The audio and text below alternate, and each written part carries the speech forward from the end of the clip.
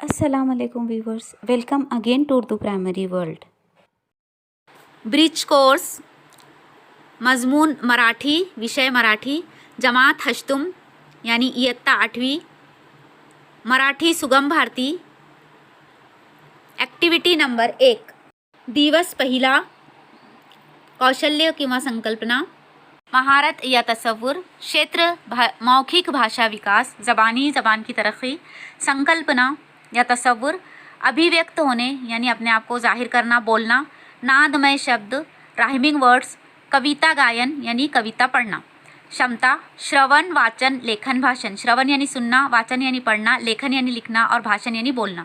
सला सला, गाऊ सला, आओ गीत गाएं चलो, अध्ययन, निष्पत्ति या आमोजशी महसील, पाठ्य विषय, पाठ, कविता, विनोद, गानी यानी सबक, नज़म या मजाहिया या गाणे इत्यादी लक्ष्यपूर्वक ऐकून त्याचा आनंद घेतात। ये ध्यान से सुनकर इनका मज़ा लेते हैं। योग्य आरोह अवरोह सह म्हणतात। मुनासिब उतार चढ़ाव से कविता या गाना या पाठ पढ़ते हैं। त्यांच्या ध्वनिफीत समझपूर्व ऐकतात यानी उनकी रिकॉर्डिंग ध्यान से सुनते हैं। जाणून घेऊया यानी आओ मालूम करें, कृति व कृतीचा तपशील, अमल और अमल की तफसील, कार्य पद्धति, काम करने का तरीक़ा, पूरक साहित्य स्त्रोत यानी अदब के वसाइल। शिक्षकांनी कविता ताला सुरात म्हणणे यानी जो टीचर है वो कविता तरन्नुम से पढ़ेगा। तो बच्चों, हम कविता पढ़ते हैं, आप ध्यान से इस कविता को सुनेंगे। ओके, तो कविताचा नाव आहे, कविता का नाम है शाळा। नंबर 1, शाळा।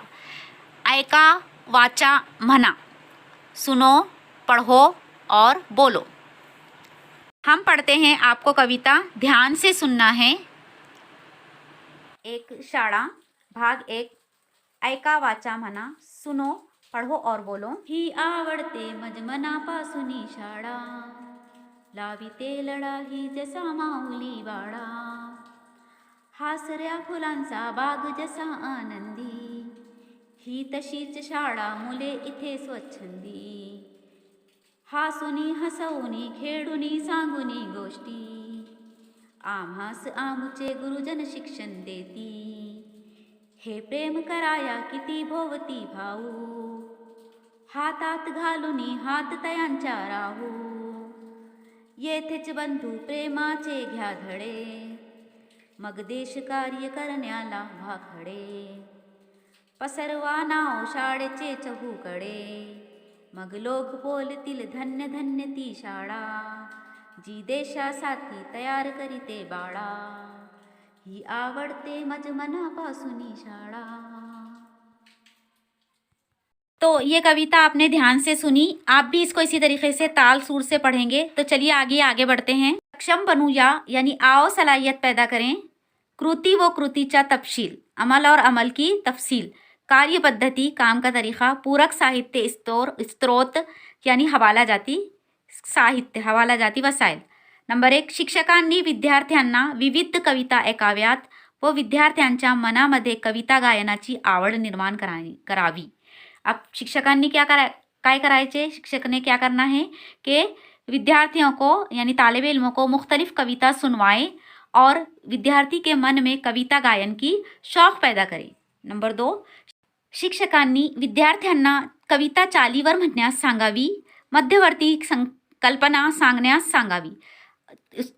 टीचर बच्चों से ये कविता ताल पर यानी तरस से, तरन्नुम से पढ़ने के लिए कहें और उसका समरी या खुलासा बयान करें। मध्यवर्ती संकल्पना यानी नज़म का मरकज़ी ख्याल। आपको नज़म की संकल्पना लिखना है, तो आइए देखते हैं आंसर हमने तैयार किया है, वो कुछ इस तरह होगा। चला सराव करूया, आओ मश्क करें। शिक्षकांनी विद्यार्थ्याकडून कोणत्याही 2 कविता पाठांतर करून घेणे व वर्गात सादर करने, त्यासाठी त्यांना प्रेरित करने। अब बच्चों ने, शिक्षक ने क्या करना है कि बच्चों को कहना है कि कोई भी 2 कविता याद कीजिए और उनको क्लास में तरन्नुम के साथ पढ़िए या सताल सूर के साथ पढ़िए।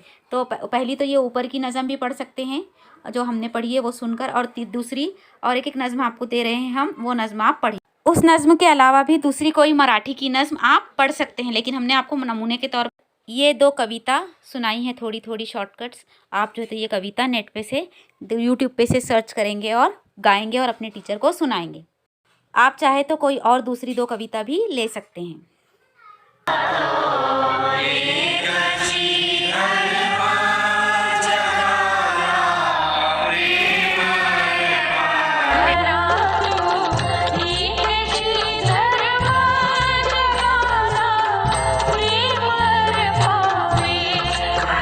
और दूसरी ये आगे वाली कविता भी आप पढ़ सकते हैं।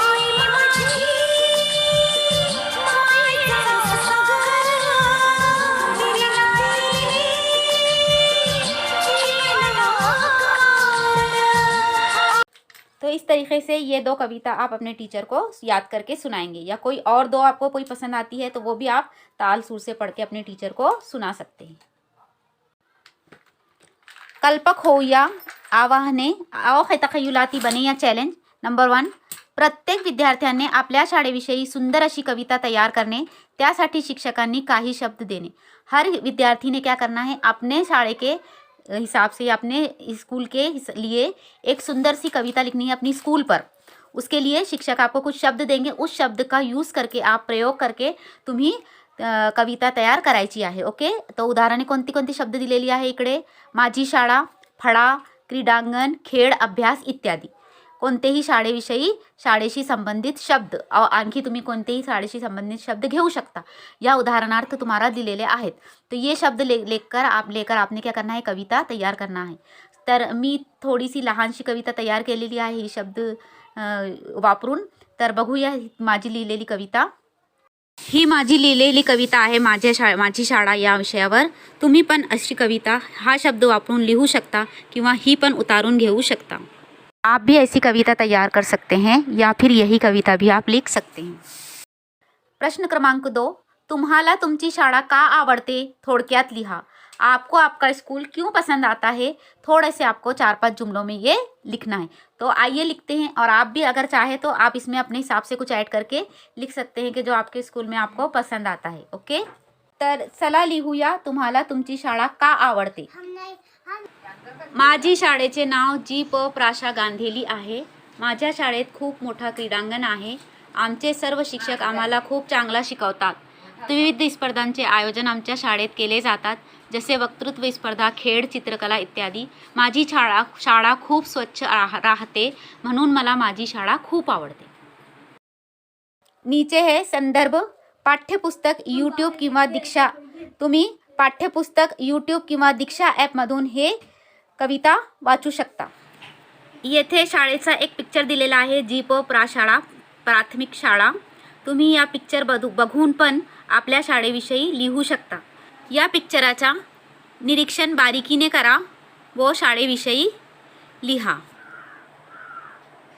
अशा प्रकारे दिवस 1 ची मराठीची ॲक्टिव्हिटी संपली। Keep practising and keep watching. Thank you dear children. अस्सलामु अलैकुम व रहमतुल्लाह।